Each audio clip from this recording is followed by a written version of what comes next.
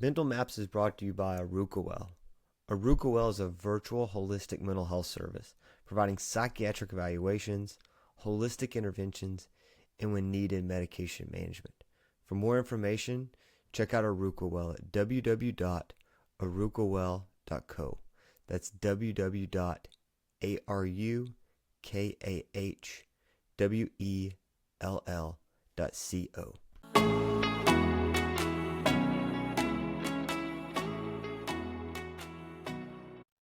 Welcome back to Mental Maps. As always, I hope this finds you well, no matter what season of life you're in. Today, I'm honored to be joined by a guy who's kind of a jack of all trades, right? Entrepreneur, leadership expert, but also an expert in the men's health space as well. And that's Martin Henson. Welcome, Martin.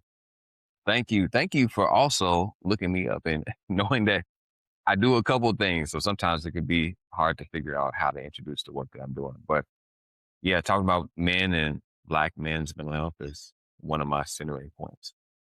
Right on, man.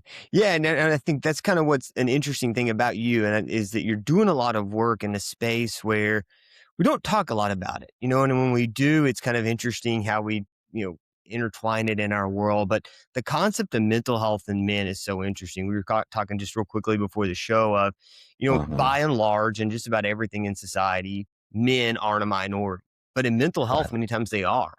And so what would you say is some of the biggest challenges that men face right now in the concepts of like mental wellness, mental health, those kind of things?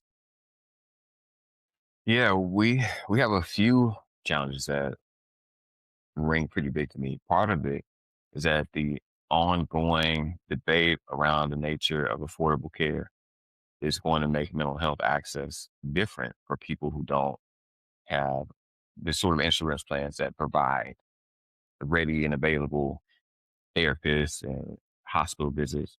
So for working class men, that's a concern, right? Because a lot of folks who don't regularly use mental health services might have their first use or first opportunity in the emergency room. And for folks who don't have money, that's not something that you want to do because emergency room visits might hit you for $500, $200 on top of your insurance. So Mhm. that's the first thing that comes to mind that men may be navigating because it's the cost of healthcare is just a concern. So that anxiety is kind of in the air right now. Yeah, and I think it's interesting you bring that up too, that many men are engaging in this when in crisis. Right. Very little is it a preventative of like, hey, I want to feel better. I want to feel well, right? It's, man, I've hmm gotten to a place now that I'm not feeling good. And the only place I can go get help is the ED. And what happens hmm there? And now I've got a bill and all the things that kind of come with that. And so then you have those social challenges. What do you find is kind of some of the drivers just sitting with men and talking with men to lead to them feeling unwell? Well, you the language that we have of vulnerability oftentimes is skewed through gender. So we'll look at women as the archetype for how connection should happen. And there's a lot of examples for looking at what women do and be like, hey, we can be better. We can think about this in a way that makes it more accessible. But men's language of vulnerability and their access points just operate in a different way. So there's one thing that comes up. Men like activities and talking about support that doesn't feature the emotional vulnerability as the connecting point. So we may go out in the woods and do some sort of event or hunt or have some sort of bonding exercise, but we're not going to market it as we're going to go talk about our feelings. We're going to do this activity, and through the course of changing and evolving, a lot of rites of passage are like that. And we're going to determine like what type of man we want to be and think of our vulnerability and our openness and emotions in relation to that. Now, the thing that is hard for men is that our emotions, most of the time, are a matter of what role we have and we manage it accordingly. So I've told people pretty often, I got a daughter, she's amazing. When I was younger and she was younger, I would be out and I'm walking, doing whatever. People would approach me and have conversation with me, have dialogue when I had my child. When I didn't, there was no approaching, there was no connection. Mm. So if men are navigating isolation and different relationships to emotional well-being that come relative to a role, and that's just an example. That's like a very softer example. Most men can find connection to their feelings through their children. But when that's not around, when there's not a point of filtering or a point that makes the scaffold a little easier, now we got to figure out how men feel good, the ways that men feel good talking about how they feel. And I think we still don't know how to do that yet.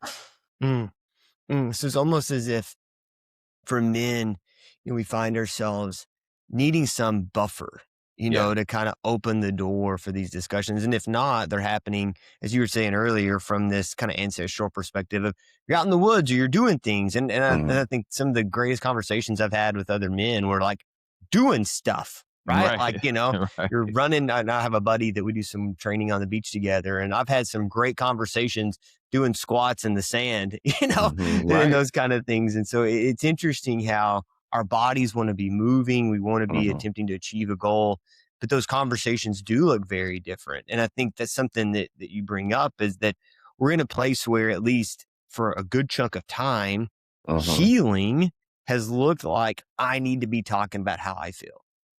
And so it's almost like you're saying that Right. some of these discussions look a little bit different for men. And that could maybe even be a challenge for why we've kind of found in this place that we're Hmm. in. Yeah. Yeah, they do look different, and there's a variety of ways that we can do it and do it. And when they're uncoupled from an activity, then what? So I was in a gym one time. I like the gym. I enjoy it. It helps me get centered, regulate. There's a couple dudes that go in there all the time. Now since I'm telling this story, I got to go tell them that I told a story about them. I never talked to these men, but anyway, there's two guys. They're bigger, older black men, and really positive. They bring a lot of good energy into the space. And I was doing maybe bench press. They were behind me talking to a lady about her workout, but they weren't talking about the workout so much as they were talking about an approach to life. Like sometimes things get hard and you work on it and you dig in there and dig deep and you entrench yourself. But I was hearing the motivation and the connection to values that was being expressed through how they think about lifting weights, how they Mhm. think about progressing through your goals. But on the face value, they're just talking about the weights. And I was like, oh, this is a very man thing that if you were not looking for it or knowing that that's how this is, he's expressing something more vulnerable, but through this other thing, you might miss it. Mm, So like I think about that example is like one of the ways that men actually are being sharing their emotions sometimes, but it just doesn't sound the way we might think it is. mm, mm. That's man, that's so interesting. Yeah, like you just many times you're probably getting these like we call them like Easter eggs as a therapist, right? Just those like little things Right. that are kind of there, and if you're not ready for it, you're just going to bypass it because it's like with inside something different that we're not ready for.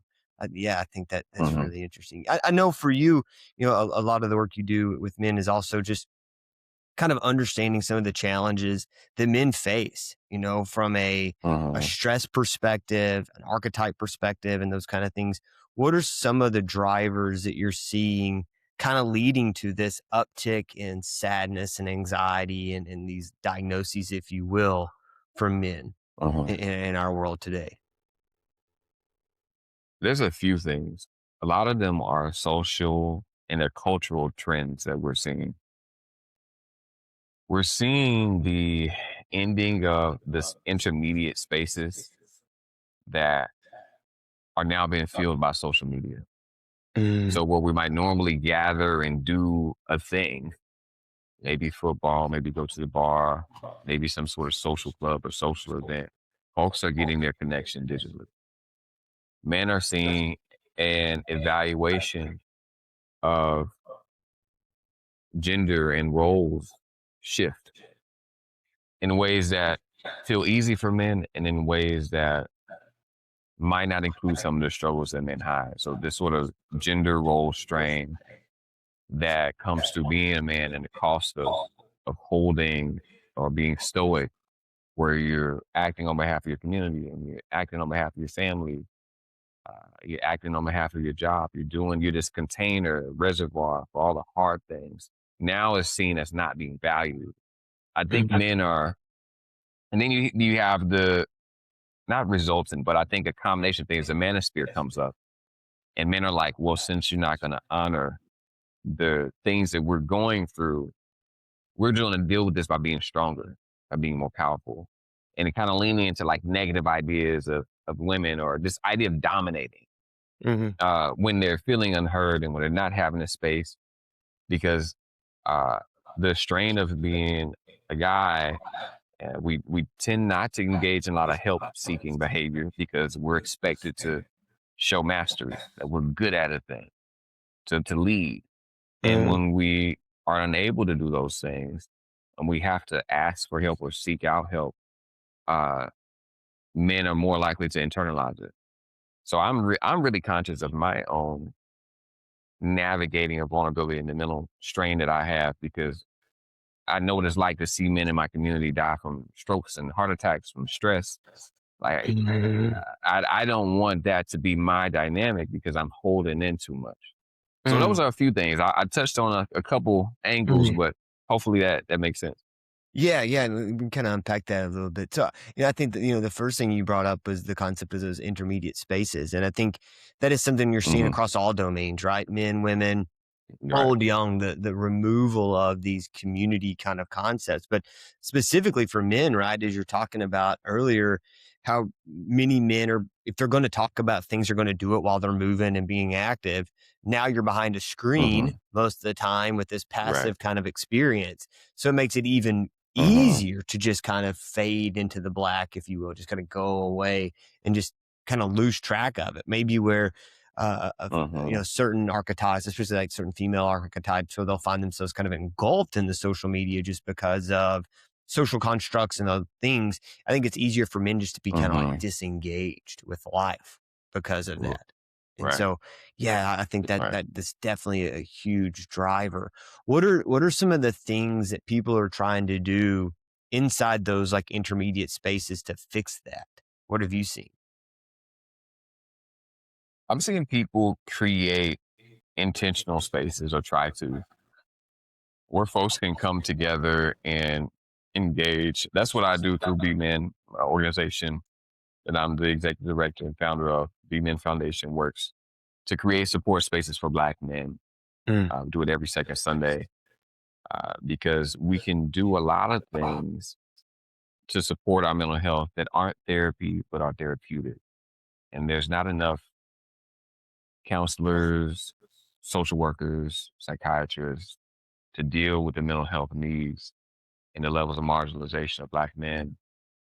So I mhm, created this space. Uh, Also, just to get into that a little bit more, we tend to have this assumption that men don't go to therapy, or this one thing grinds my gears a little bit when people say men need to go to therapy, and they do when it makes sense for them. But most people don't go to therapy, and so it's just a kind of it's a really interesting piece of advice that happens there. But this idea of creating a space where men can come together and be vulnerable is important. And there's a variety of ways that it has happened throughout over time. So I mentioned rites of passage. Many cultures have many versions of this, call it different things, but that's kind of the norm. You have church groups, church men's groups, church or synagogue, or whatever the name of your particular religious spiritual practice is. Like there's a version of that that offers space for men, but it's often through some sort of spiritual development. mhm, Uh, there's sort of men's groups that go out into the woods. I mentioned wilderness groups and this sort of going through some sort of passage that represents you're shedding something or opening up into something. mhm, You have men who come together for empowerment or support or finance. You have feminist explorations of masculinity where men come together to think about what their masculinity is and change and shift that. And what BMEN does is the coach is just create a a space that's non-judgmental, gives black men a space to come in and say what they're dealing with, how they feel, what's going on with them, no matter if they're straight, gay, trans, come from some level of sickness, whatever, Mm, however you're navigating your existence as a black man, we come in there, give people the mm, chance to talk about it. So that way, what I'm trying to offer through this and what the people that I work with are trying to offer is just some space that is the middle space that you can come in. You don't have to even agree with me politically or philosophically on the nature of what a man is or how he exists, but you can come here and know that there are other people like you who are processing what mm, they're going through. mm. Yeah. That's really good stuff, man. Yeah, I was reading some of the stuff that you're doing on there, and I think it's so interesting. We talk a lot about on this show, and I talk about a lot about with patients is just like ancestral healing, ancestral living, and I think one of the things that you bring up, especially when in talking about the concept of black men, but especially like in Western culture specifically, right? That we have went Uh-huh. very far away from some of this ancestral living. And so these rites of passages, some of these things are just not there as much anymore. And so I think that, Right. and we know in many cultures, right, men have done terrible things in the name of being a man, right? So we're definitely going to preface that. Uh-huh. But at the end of the day, I think you have seen some of the withering away of that. And so not the bad Uh-huh. things, but those rites of passages and those kind of things. And so with that has kind of left men not moving and not knowing where they came from, not knowing the things that's come up with that. What do you see? And I think this is kind of a loaded question, but I would love to know your thoughts on this. Is that you know, we know that in the Western culture specifically, we see an uptick of all mental health issues, right? When you look at it from across Uh-huh. the world, that's just kind of what we see in this area, and especially for men, right? And there's a lot of reasons for that, Uh-huh. from food and all the different things. But when you think of black men specifically, and the Uh-huh. journey of what that looked like in this country, how do you Uh-huh. feel like that kind of opened the door for some of these, not only these issues to exist, but then Uh-huh. also the kind of the destruction of community and the isolation and those Uh-huh. kind of things when you look at trying to find healing for men, Uh-huh. black men specifically in this country? Yeah. Yeah. I love this question. I'm really glad you asked it. So black men have been navigating the status of being a threat to the existing white culture ever since we got Mm, over here. We were not considered to be human when we were under the powers of slavery. mhm, Like we were really? cattle is what Mhm, we were considered to be. mhm, Non-gendered mhm, is what we were considered to be. So we had to have and fight for a different sort of maleness or masculinity, one that we can hold. mhm, What does that mean when your family might be ripped from you and mhm, sold up the river and you are made to you're raped, forced to have sex with different women to reproduce uh, for the benefit of profit. And knowing not only that you're that, your children are that. So, what is maleness? Men, we don't talk about this part in our society now because I think we've forgotten how to do it. But it's a role. It's not just the gendered position. You're expected to do things. Somebody told me years ago that masculinity has expectations, mhm, and we sometimes I struggle with people don't know those expectations. So as a black man, those change. We talking about systemic racism and the cost of advocating for your community and knowing that police brutality is more likely to be enacted upon me and my body than anybody else. But what do we get in exchange? How do we advance the needs of what black folks are dealing with if I'm mhm, able to do this? So like, can I fight that cost of when we were able to vote, first gained the right to vote. Black men amongst black people were the first to gain the right to vote. But going to go vote came with the risk of death. But mm, you voted not just for you voted for your mm, family. mm, It wasn't this sort of individual thing. Like it was for everybody in community. Like mm, you were just the person to drop the piece in the box, and that could cost you your life. Uh, Fighting against segregation could cost you your life. Uh, fighting against the brutalization of our community could cost you your life. All of these things, it develops a different type of masculinity. It develops different threats. It develops different needs for healing and support. So I part of my thing is to focus on Black men and what the needs of Black men are, but also men in general, because there's overlap Mm. between the things we allow for men and things that we allow for Black men. Then now add that to more recently, in maybe past 15, 20 years, that we're coming in being more critical of masculinity. And the focus in turn now becomes Black men's masculinity. So generationally, you fought to be considered a man. You've done the best you could. You've had to deal with the prison industrial complex and the ripping of Black men from community. You've gotten the jobs you were able to get.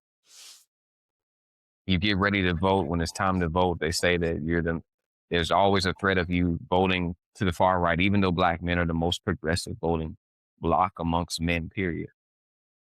And now when it's time to reevaluate what gender means, and you're trying to get all these resources for yourself, this sort of, maybe we're giving men too much question becomes pointed again on Black men. So we're dealing with a different reality. It's molding and it's shifting. So the Blackness and the manness, they come together to create this very unique experience that I feel really privileged to be able to talk about and break Mm. down for folks, such as conversations like this. Yeah. Man, those are things I didn't even think about, right? But like you think about the concept of a man, you're right, that leadership, that, taking care of your family, and that's ancestrally, right? Like, I mean, since the beginning of Mm-hmm. time, that's kind of a thing, to just, the man's kind of doing the thing, that's kind of a thing. And then you think about it in our culture for a Black man, Mm-hmm. you know, when you got these rights or a version of Mm-hmm. rights, you're the one that's kind of carrying it for your whole family.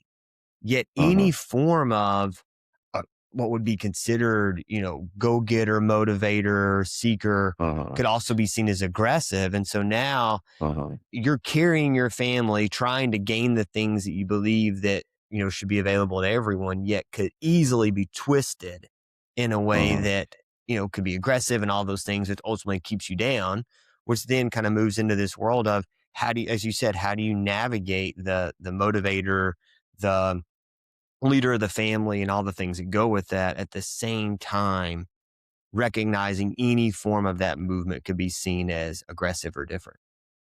Wow.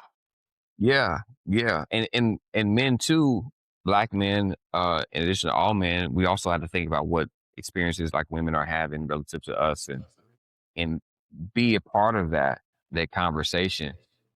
And sometimes it's a delicate thread to to hold and absorb all that while also saying, "Hey, here are the things that are happening for us that maybe we Mm, didn't consider."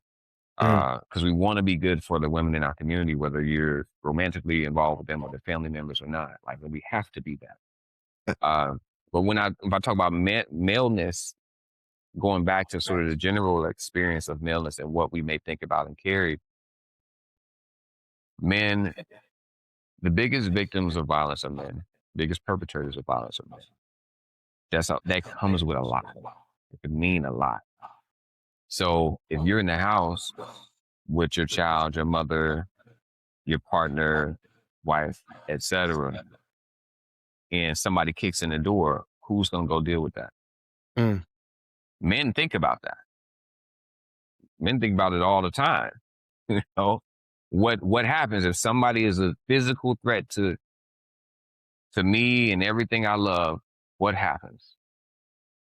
Who navigates that? So when we're holding the cost of all the expectations of maleness and masculinity, and we're struggling to find acknowledgement, sometimes you can have men go down a sort of funnel of really negative ideas where they become really obsessed with domination. I have to be stronger, I have to be mm, better.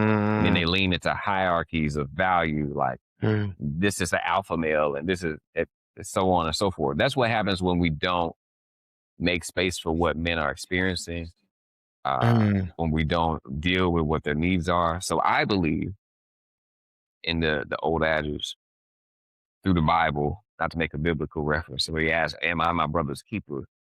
My answer is yes.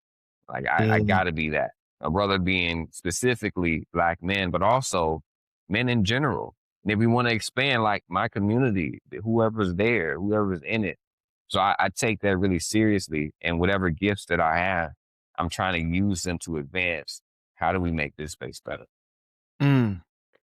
That's such an interesting concept when you talk about just the pressure that it holds, of caring and looking out for and those kind of things and within those gender roles. And you mentioned earlier what that looks like from the risk of stroke, heart attack, and all those things. And I think one of the things that we talk about on the show that, this movement in mental health where you're seeing that it's not just these chemicals that are imbalanced, right? That there's a gamut of things going on that are leading to these Yeah. things. And part of me wonders as you talk about that, I had a girl on the show, Christy Coasley. She's a healer and does a lot of different work. And she talked about how symptoms of mental illness or symptoms of illness in Uh-huh. general are a allergy to whatever's occurred around you, right? It's a symptom Uh-huh. of whatever's happening. It's trying to make things better, if you will, right? And so I wonder Uh-huh. if, for men, the pressure and all these things are the reason why you see this early age of death, this cardiovascular disease Uh-huh. increase, this stroke, obesity, all the things that we see that are killing men, even secretly, at a really young age. Uh-huh. Is it this Uh-huh. pressure that you're holding? You're not talking about it. You're not discussing it. Maybe you're turning to other Uh-huh. things that make it even worse. But at the end of the day, you're Uh-huh. holding all of it. And that's what's killing you. Yeah. I think that's a part of it. It's a part of it for sure. In addition to the systemic gaps that are there, we know that when people are in extended periods of isolation, there's a decrease in functioning from the prefrontal cortex. I always say isolation is a hidden killer. It's going to Mhm, take you out because it just is a part of so many things. But if we're talking about mental health, it's a precursor because you don't have those moments, those checkpoints where you can get this sort of regulation, either within your brain or through the chemicals that your brain produces, such as dopamine, that would allow you to exist well and exist better. We also know that isolation increases cognitive decline, Alzheimer's and dementia by a significant degree. So, what does that mean if men in our community, let's say they go to college, after they get out of college, they're working, and if they're not in relationship to somebody, and there's nobody that's talking to them, that's holding them, that's connecting with them, partly because we don't think those men need it, and partly because men have been conditioned not to ask for it. So they're losing those opportunities to regulate. If they mhm, have any pre-existing mental health condition, we know that it might actually get worse, anxiety, depression, things like that, because they're not actually having those touch points with other people that allow you the opportunity to feel better in the most mhm, literal sense. So when I think about creating spaces for men, that relief, and then if I really want to go into it, I do a lot of work in restorative justice. So we sit in circle. Circle meaning we'll sit literally in a circle and we'll give everybody the opportunity to speak and everybody the opportunity to listen. And we get to hear from folks who haven't had the chance to do that. So something in you, whether I'm talking spiritually or through my values or through what happens for us mentally, shifts when you're heard, and something in you shifts when you speak. Like that we're just giving people the moment to do that. I also argue, so I mentioned that, like the idea that I'm my brother's keeper. When men are acting up or they're seeing wild things or they're coming from places that seem strange, like I try to lean in relative to my capacity, what mhm, I can do, because I know them being given the opportunity to speak about it is gonna pull them into a different mhm, place that's safer, that's more healthy. And sometimes this is what people struggle with. Does it's the what they're saying is not what I'm listening to. I'm saying to how they feel about it, what they're holding in, what needs to get out. And then we can get to other places. So I'm seeking connection always. Even if that connection comes with a level of conflict, because conflict is it might just be clarity of difference. mhm. But like we can we can build, we can go places. And when men can do this for each other, I think the there's no limit to how our communities can evolve and change and grow. Mm. Yeah, and I think, you think about how, for many men, it for whatever reason, and I mean, I'm notorious for this, just to kinda isolate, right? Even as a married Hmm. man, like, it's just easy to isolate, and I think for whatever Hmm. reason, we kinda prize that too for men that, like, we're Yeah. not gonna be involved in our community, or if we are involved in our community, we're just gonna complete a Mm-hmm. task, right? We're just there to help Mm-hmm. people, or we're there to fix something, or we're there to provide a service or whatever, right? And Mm-hmm. so, what I'm hearing you say in this is that these connections with men, you know, it eliminates the isolation, which decreases the risk of a gamut of things, right? Not Mm-hmm. from like now, but like a longevity perspective, which is such a hot space right now, and health and those kind of things. And we see that. We see that in blue zones across the world, right? Like, what is probably the main theme? Community and purpose. They have Right. this connection, this interconnection. So when you think about it from that perspective, we have the concept of community, and then you have the concepts of pressure. Mm-hmm. What are things that men can be doing on a regular basis to keep their mental health well, right? To even prevent that ED visit like you were talking about. What are some Mm-hmm. things that or you've seen to be very helpful? Yeah. The main things is just community, connecting with the community. With a community, it really doesn't matter what it is, just a touch point of other people that allow you to be in conversation and dialogue Mm, with them. So you mentioned isolation. Like I have the urge to want to isolate. We've been told so many stories about the sort of the hero's journey. He mm. he has to grow, so he runs off somewhere and travels through the mountains and takes a ship somewhere. I want to say I want to say Odysseus, the movie that's coming out, the Christopher Nolan movie that's coming out some point later this year, is a version of that. I want to say. I could be wrong. I'm sure. Yeah. Yeah. Odysseus, that whole story of Odysseus. That's what that's Yeah. about. I mean, and I mean, as men, we love that. I know I love Hmm. that. I'm reading a Yeah. book right now on James Cook, this guy Mm-hmm. who just explored all the time. Like, yeah, I get that. Yeah. Like so, we've been told that that's a part of what we need to advance, and it's not 100% wrong. Like you can have value in going through moments of isolation, but you come out of it and you seek connection and you re-ingrain yourself. So for me, when I'm frustrated about something or like going through a thing, I have to remember to plan some connection, some outing with other people. Mm, Doesn't matter if I want to go. It's like I need this is part of my maintenance, like going to mhm. the gym. My maintenance is to ensure that I'm connecting with folks in some way. And men, we really struggle with initiating that. Oh, We yeah. we struggle even with people we know. We struggle with the initiation of it because I think men, if people we don't know, it's really hard to connect. But like we should do it. But when it comes in, calling folks and saying, "Hey, man, we should hang out. We should get together. Y'all want to watch Yeah. the game over here?" And I'm into sports, so sports is an easy point Yeah. of connection. I have a friend in Boston. When lived in Boston, we would go and walk around the park together. Mm, And because he comes from social health, social work, and I come from mental health, and we both are invested in men's groups. It like wasn't abnormal. mhm. But I sometimes had to remind myself, I'm like, man, if I didn't do this work, would I be as open Mhm. to let's say one of my friends say, hey man, let's go walk around the arboretum. Like, how would I respond? And men, we have to get better at that. Like these moments of connection and intimacy, like to build those. You know how with men, this idea that somebody has to almost die for us to start saying, I love you. Yeah. I care about you. You have to go through something with them. Yeah. But you don't actually have to wait until something happens to build these moments of Yeah. connection, to ask these questions. What was it like for you when you went through this? I always create so the thing that I'm saying is that connection. We have to build more connection.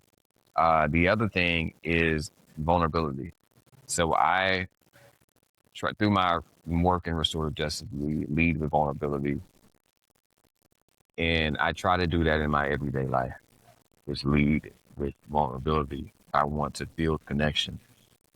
So when I see somebody going through something hard, or maybe I'm going through something hard, but generally, let's say some people are going through a thing and I notice there's a block or a barrier, I might say, uh, when I went to therapy to talk about X, Y, and Z. Because if I say you should go to therapy, that's never received well. Like people don't, nobody likes that. Now, if I say I went, I got X, Y, and Z, have you thought about going? It just opens the door. Now they might not go, Mhm. but the conversation is now there. And it's not uncommon with me for for me to open up some sort of discussion months later, years later, maybe weeks later, just later, they come back and say, hey, I remember you said this thing. Yeah. Or they'll ask about it. What was this like? You were dealing with, let's say you're a parent who had dementia, like, what was that like for you? Or like, what resources did you use? Because I've already opened up with being I'm modeling. Hey, Mhm. yeah, we can talk about hard things with each Mhm. other. So yeah, those are two things that come to mind. Yes, so I hear in that the connection. So having some version, if you're a man out there and you're kind of thinking like, what does this mean for me? Right? Like one, having some version of community, right? Mm-hmm. Even if you just wanted to go back to like the Dunbar's number, right? We know there's kind of some Mm-hmm. challenges in that, but just five people, right? Do you have five close Mm-hmm. people, and then from that, do Mm-hmm. you have another 15 above that, right? Mm-hmm. That you kind of can Mm-hmm. lean on. Just if you look at those two alone, that can be helpful. And then within whatever that version of the circle looks like, the vulnerability that exists and being okay, I think, in the uncomfortableness of Mm-hmm. vulnerability, as you were talking Yeah. about men talking with men, it makes me think like if you ever want to see something so primal, watch two men try to talk about stuff, like, yeah, yeah. Yeah. It's so funny how Yeah. we get into those places. And I think that a lot of it is that, we probably weren't taught that or we don't know that Mm-hmm. or it goes against that. But then I think too, and just something that I thought about as you were talking about is that we do live in a culture right now, specifically for a lot of men, where they're spending a lot of time. And I know it sounds so kind of like pop culture, but they're spending a ton of time sitting down behind a Mm-hmm. computer all day Yeah. long in an Mm-hmm. office doing these things. And so I think it's really easy for a man to isolate in his cubicle. It's really easy to kind of just Mm-hmm. fade away into the black and not be moving and grooving with your guys, like getting out and doing things. And so I think part of your community is, Mm-hmm. stimulating yourself physically, right? Being active and then stimulating yourself mentally, right? Yes. You talked about these conversations. What have you seen? Because I know you talking about being in Boston and other places as a therapist as well. Mm-hmm. That movement for men to not be as outside as much, to not be as physically active as much, to be more in these kind of like sedentary jobs. Do you feel like that's an Mm-hmm. impact in any way of some of this stuff? Yeah, I do. I think, and it's happening with everybody, like we Yeah, mentioned. for sure. Uh, so I, so I don't practice therapy anymore, but for the times that I did, I feel like, and that was almost 7, 8 years ago. Like culture has shifted so much,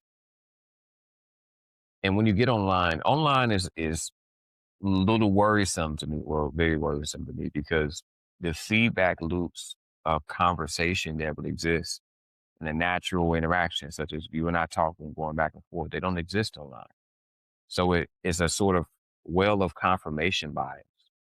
And the algorithms want to keep you on there for Mhm. whatever you're doing online, not just the work that you may be getting on, like whatever social engagement or information that you're consuming. Because a lot of people now read the news from their phone, but it's designed to keep you engaged as opposed to looking up and walking around the lake or the park or doing any sort of nature engagement. And that doesn't have to be physical running, just Yeah. outside doing something.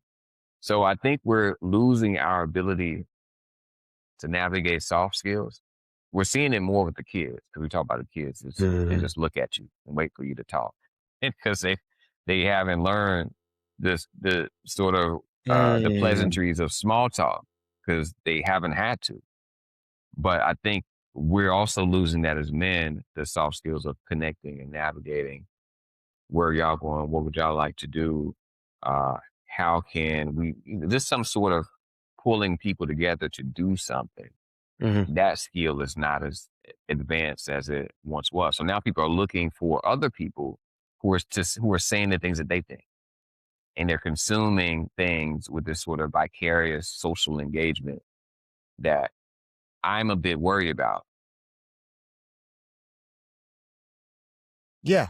Yeah, I was just kinda thinking as you were saying that, we see that, especially over time, there's just this uptick of, when you think of social media, but you also think of, like, video games, right? And I know so many men who have just found themselves crippled to that stuff, to where Hmm. they're playing, Call of Duty or whatever for ten hours a day, they're completely disengaged, and Mm, so it's almost like you think about electronics and media has really given us just about everything we think we need in an artificial way, right? And so a man can go and be on a video game, be on a version of an adventure yeah. with his other guys, but Uh-huh. never see him, never move his body, never get Uh-huh. outdoors, never do any of the natural things. And so you get a version of it, right? There's a Right. community that exists in those things, but you will see that I think it falls short. It's kind of that diluted version of it.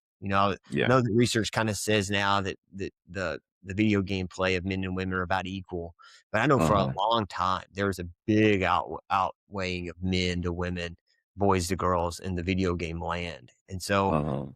I just wonder if that's maybe a driver too when you think of media. Not only is it that it kind of sucks you in, but then Uh-huh. whatever we're kind of looking for, those innate ancestral things we were talking about, we can Yeah. find them on there. Yeah, you can find all of it. That sort of dopamine high that you get from connection and things that feel good that might happen in a conversation. Now you can get that online with a rank level up or a like uh, or a retweet, repost. Mhm. These sort of and things have been the games have gamified other things because there's all of these badges that you can get for Mhm. engaging and navigating online, and their goal is to keep you online forever. Mhm. Mhm. They want you to always be tapped in. They have the glasses where you can Yeah. record, which makes me very very paranoid, but where you're always live streaming and this idea that there's no difference. And you made a good point. You said men are getting a simulated adventure with other men. And there's sometimes where people can, those gaming lobbies can be a feature of connection where they like get to know folks really well. Yeah. But that the added element of the in person going and exploring and getting to know folks is those soft skills are diminishing. And so it's such an interesting dynamic where men are getting more engagement digitally and less engagement in person. So when we talk about stuff like the male loneliness epidemic, which a lot of people felt a lot of ways about, that's one of the things that contributes to it. And so I try to do things where I try not to blame people who are victims or suffering for the thing that they're going through. Mm, I try to think about how can we make society more accommodating to supporting men instead of asking men to engage in ways that they're already struggling to do well. mm. Yeah, and I think you bring up a great point, man, is that, whatever it is, whether you're someone that's in the healer space, you're helping people, or you got a friend, or there's people just struggling, or maybe it's just you, the behavior itself is not the problem. It's just a Hmm. symptom of the problem, right? Like you Right. talked about that aggressive retweet isn't the problem. It's the powerlessness that you feel that's the problem. And so now you found it Right. another way. And I think that, for men, it's just really easy for our innate abilities to get hijacked in some of these spaces. And so I think what you're Uh-huh. talking about is having that Uh-huh. community, those guys and girls, but especially the other men to be around and to kind of walk life with and be active with. But at the same time, at some point, whenever you feel comfortable, you got to be Uh-huh. vulnerable in those spaces, and create Yeah. that openness to talk about whatever you're going on. And gosh, I probably need to take some of my own advice, but I think that's kind of where we're at in that world. Oh man, Uh-huh. yeah. Anything, so you talked about community. You talked about vulnerability. You know, if I know the world of biohacking and all those things are super popular in this space, but anything that like you have seen that men who are really good at preventing some of this stuff are doing on a daily basis, like in a rhythm, this seems to be pretty helpful. I think men who are, and this is where it kind of gets a little tough. I think men like myself who are talkative, um, and a bit charismatic. Now, without describing myself as charismatic, but I can turn it on, you know, if I need to. But that's an asset to bring in connection and prevent alienation.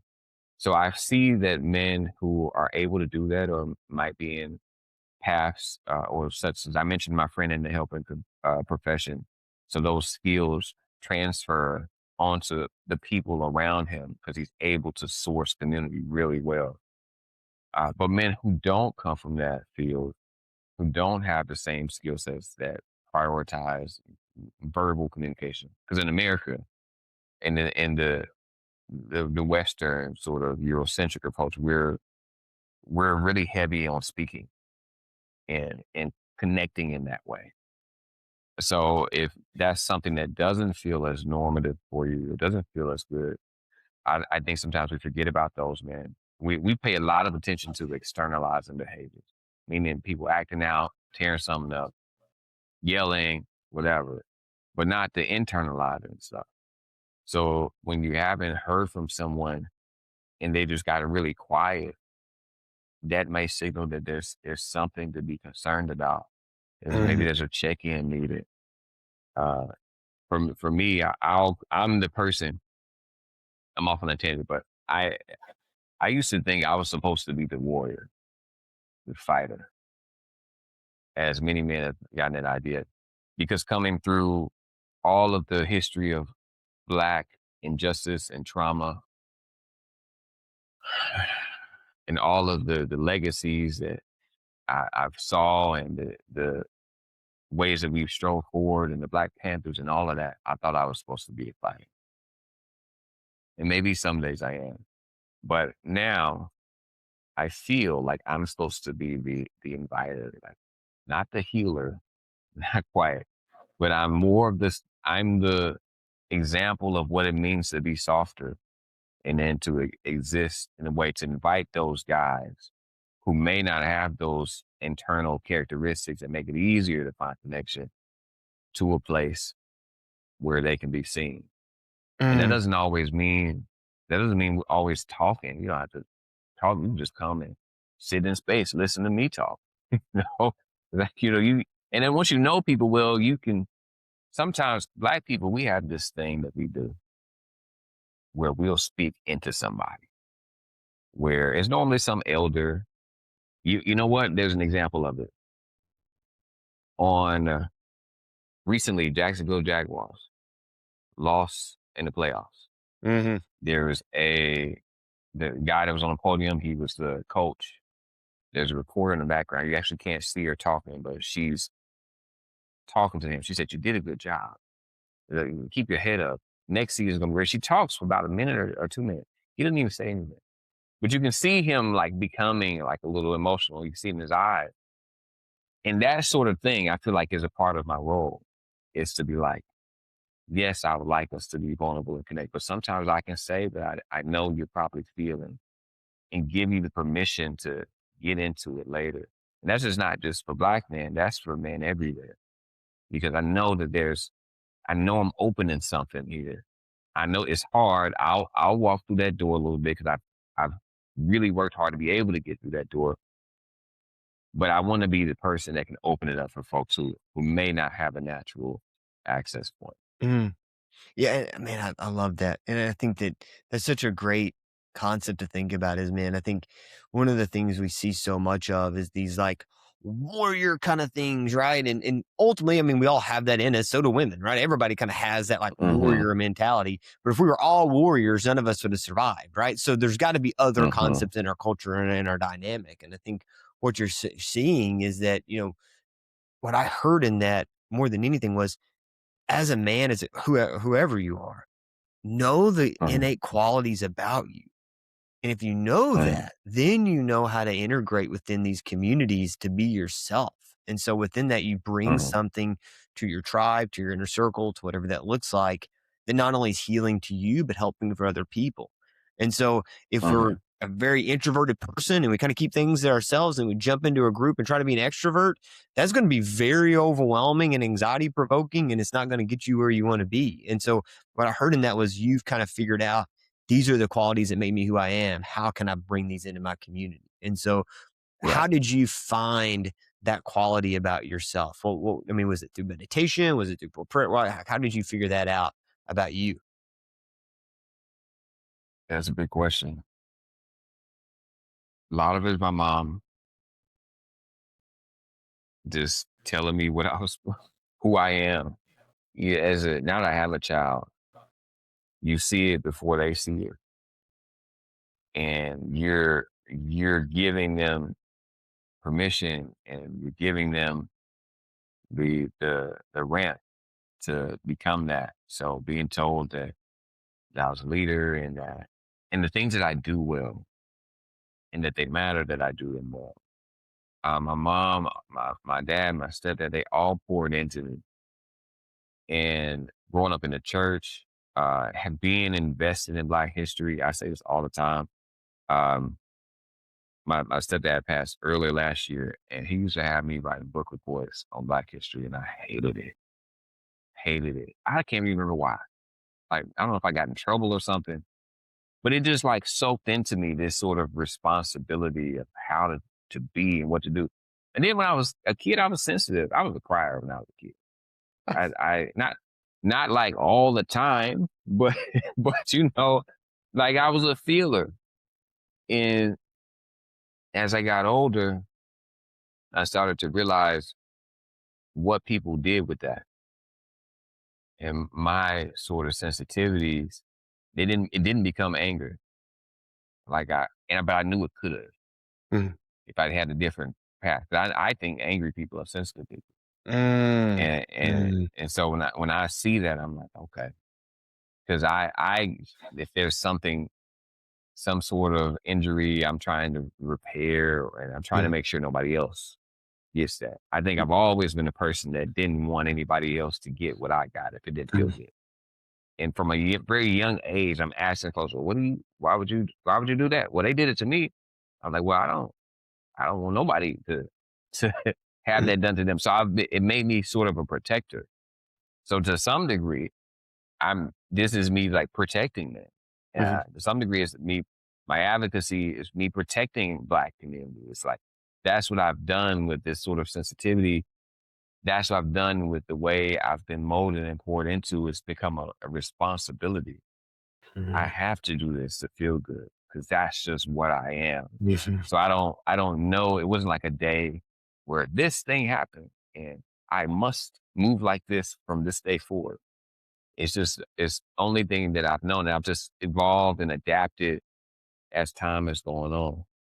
Well, what I heard in that too is that one, no matter who you are, right? Even if Mhm, your family dynamic is jacked, ultimately mhm, there's somebody that spoke into your life at some point, right? Teacher, family member, coach, boss, somebody somewhere, sometime has spoken into your life. mhm, Even if you have like the negative glasses on, you can't think about it. So mhm, what I heard in that is if you're on a journey and you don't quite know where you're at yet, what you bring to the table, what that looks like. One, go back to those experiences, right? But then two, mhm. and what you kind of highlighted was know where you come from. I think so Right. many times, in many cultures, we just forget where we come from, right? We forget the things that kind of Mhm, led us to be who we are, ancestral things, all the things. And so I think when we know mhm, who we are and that we know where we come from, you put those two things together, you then can mhm. find a way to bring something to your community and Yeah. leverage those like specific God-given things that you have to do something, Mhm, and mhm. I think that's really powerful. And I think for men, women, whoever, that's definitely needs to be part of the daily rhythm of, checking in with yourself, knowing, where am I at? Mhm. What am I doing? What am I bringing to the table? But then having that community and having that vulnerability to come in, man, I think that is huge.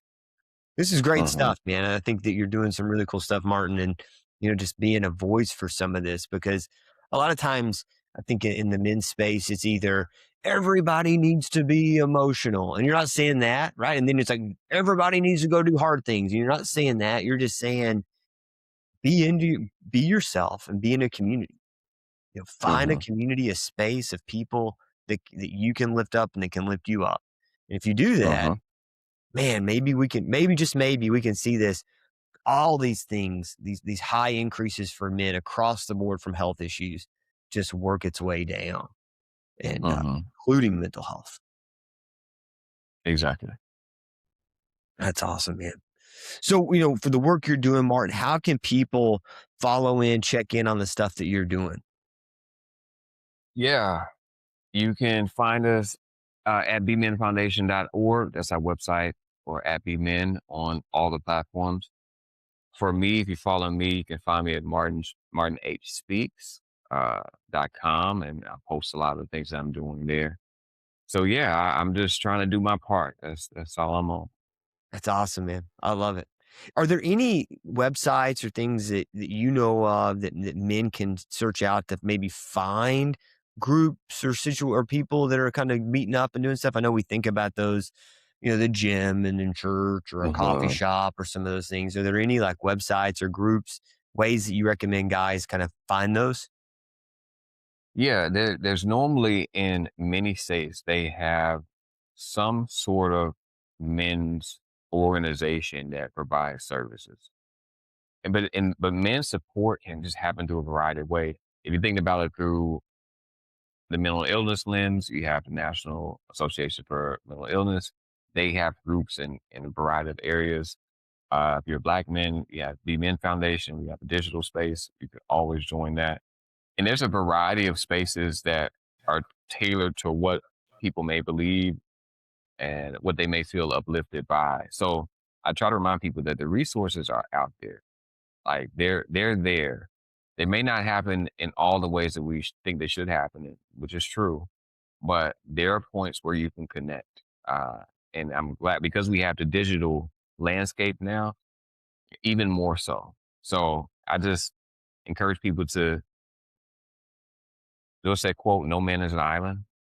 Like we have to remember that. Like we have to find our connection points. And so they're out there. Those are the few things that come off the top Yeah. of my head. Right on.